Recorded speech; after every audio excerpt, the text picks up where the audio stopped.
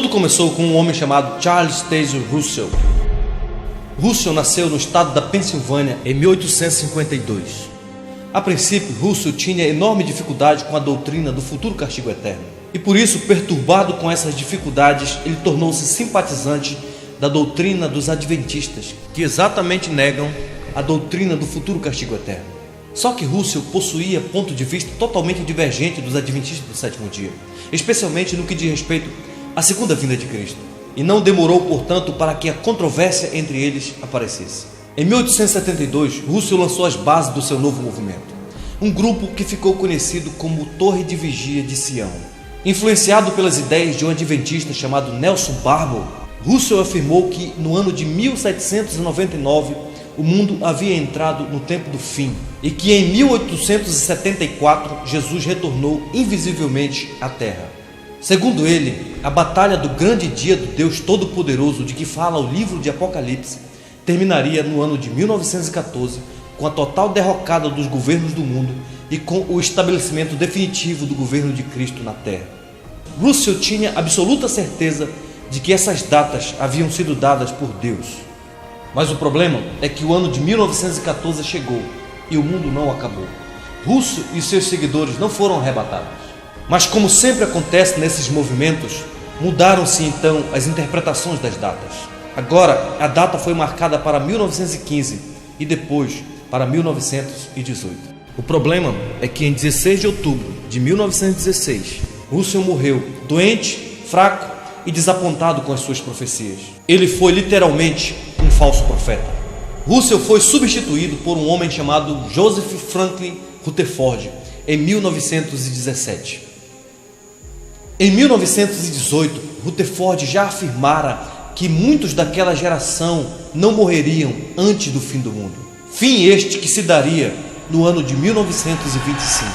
Em 1920 foi publicado o livro Milhões que Agora Vivem Jamais Morrerão. Nesse livro, Rutherford afirmou que em 1925 os patriarcas Abraão, Isaac e Jacó e muitos outros santos citados no livro de Hebreus capítulo 11 ressuscitariam e reinariam como príncipes sobre o novo paraíso terrestre. Novamente, milhares de pessoas passaram a seguir as ideias de Rutherford e venderam tudo o que tinham a fim de propagarem as novas doutrinas ensinadas por ele.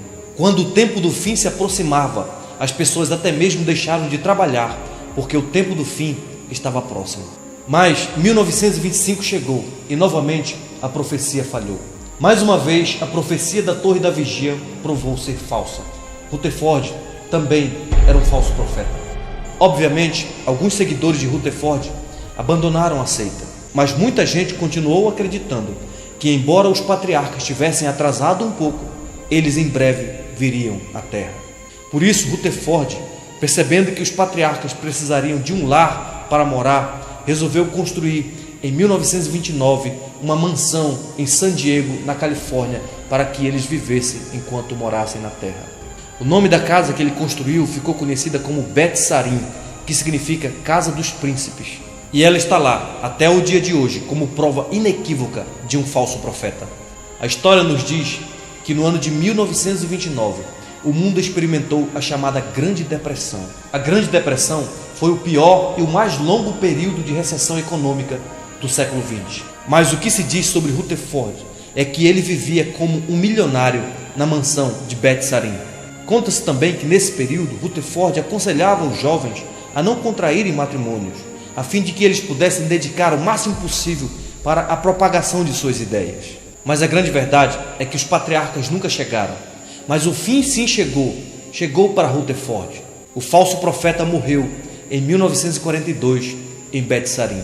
Ele partiu para a eternidade para prestar contas diante do justo juiz da humanidade, que no livro de Deuteronômio capítulo 18, versículo 22, determinou a morte daqueles que em nome de Deus enganassem as pessoas. Infelizmente, hoje, a maioria dos membros das igrejas Testemunha de Jeová nem sonham que esses fatos tenham ocorrido no passado e nunca ouviram falar da existência da mansão de Bet Sarim. O que é pior, a seita das Testemunhas de Jeová não apenas tem um passado de falsas profecias, eles também não acreditam na doutrina da Trindade, pois eles afirmam que foi Satanás quem criou tal doutrina. Dizem que Cristo não é Deus Para eles, Cristo é apenas uma criatura de Deus, a primeira criatura de Deus. Eles também perverteram a palavra de Deus, fazendo uma tradução totalmente errada das Sagradas Escrituras. As Testemunhas de Jeová não acreditam que o homem tenha uma alma imortal, e eles negam veementemente a doutrina do inferno eterno. E por fim, por uma interpretação equivocada do livro de Apocalipse, eles dizem que somente 144 mil irão para o céu. Portanto, se você é uma testemunha de Jeová, ainda há tempo de você voltar-se ao verdadeiro Evangelho de Cristo Jesus.